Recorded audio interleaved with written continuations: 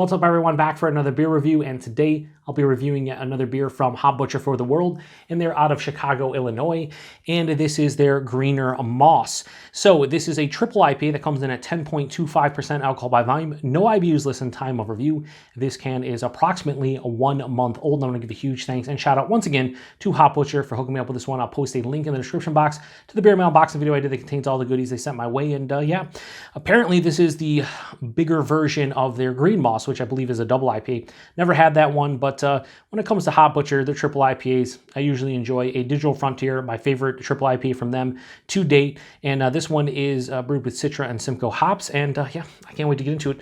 Now, I don't remember their triple IPAs being 10.25, I think 10 and 10.5%. Could be wrong on that one, but 10.25, kind of different, kind of strange, kind of weird, whatever. Let's pour it in the huge Hop Butcher glass here. Oh yeah, that's looking real dark. Go like that. Should be fine. Got a little, what is that on the table? I don't know. Anyway.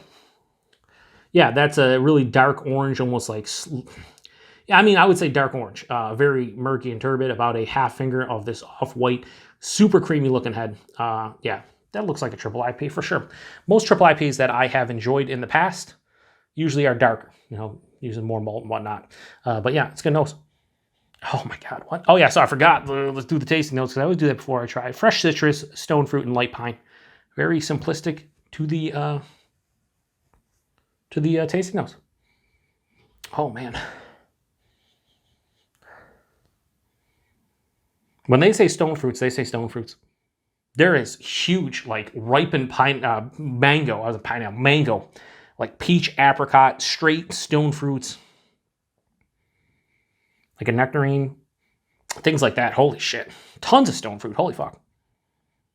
There's a little bit of a boozy alcohol kind of vibe. First time I've ever gotten that, a triple IP from them in the nose.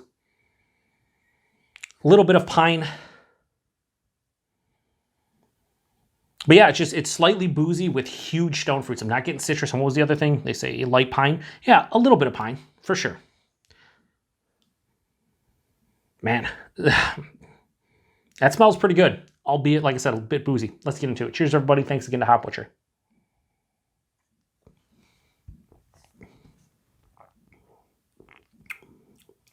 Very nice. Oh, there's such a sweet stone fruit character in this one. It's very nice.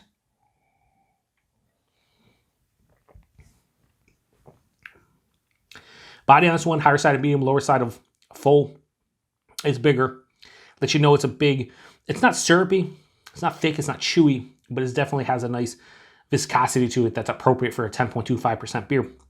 I like to see it personally a little bit lighter, but you know, that's only personal preference. Mouthfeel, soft, smooth, creamy. A little bit undercarb to my palate, which is fine.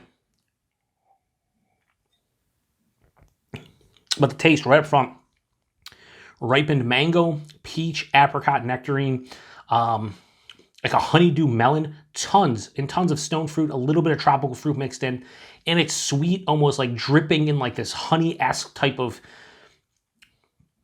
malt character. Like it's a honey drizzled mango, honey drizzled honeydew melon. I've used that a couple times in beer reviews, but that's what kind of I'm getting, like a sweeter, like kind of malt character mixing with those sweeter fruits right at the forefront. Tons of sweet, fruity, almost juicy, but fucking delectable kind of malt character into the hop character. What a combination at the front of the palate. It's fucking pretty cool. As it passes through, that light pine hits. There's a little bit of this like slight dankness too. And then right halfway through the palate, it fucking becomes dry. Like it's sweet, sweet, sweet, dry, dry, dry. Sweet, sweet, sweet, dry, dry, dry. Like halfway, first half palate sweet, second half palate dry. This doesn't have much of a bitterness to my palate. No, not really bitter, but it has like a semi-dry to full-on dry finish. This still leans sweet, and I would guess that the vast majority of the triple IPAs I drank from them, I could go back and look at the reviews, but I think most of them lean sweet. It's a 10+% hop-forward beer. It's usually going to be sweet. So it depends on what level of sweetness am I talking about. Well, I'm talking about like a moderate sweetness. This isn't cloying. I'm gonna put down that can, and at the end of it, I'm not gonna be like, oh man, you know, just too much. It's not anywhere approaching cloying, but it is sweet. So if you're somebody who likes a huge, perfect balance to their triple IPAs where you want like a moderate bitterness with a nice sweetness, I think this leans a little bit too sweet for some.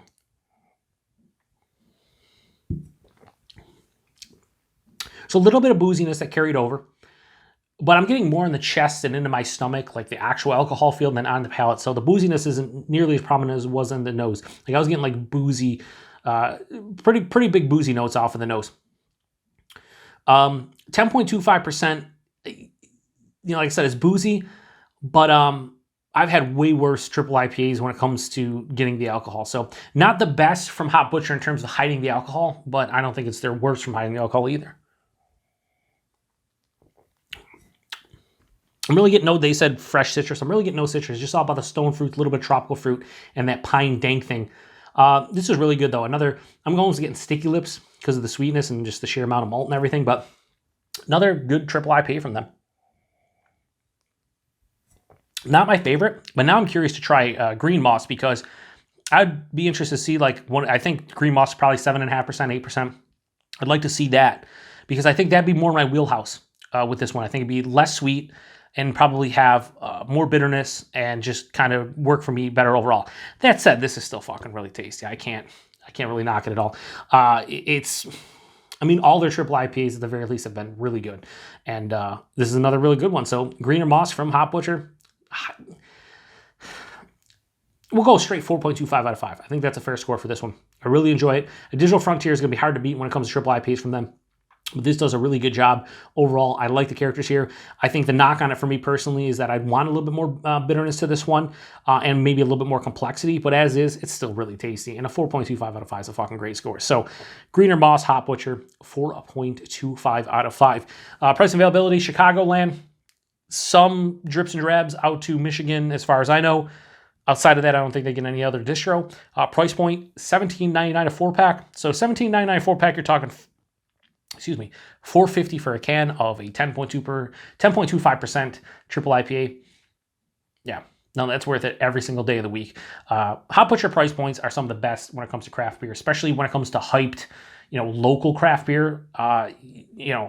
More often than not, I see triple IPAs like this from some of my favorite breweries, 20 plus, usually $22, sometimes $24 a 4-pack. So the fact that it's $18 a 4-pack is great value. So yeah, I appreciate everybody stopping by for another beer review here on the Beer Patrol.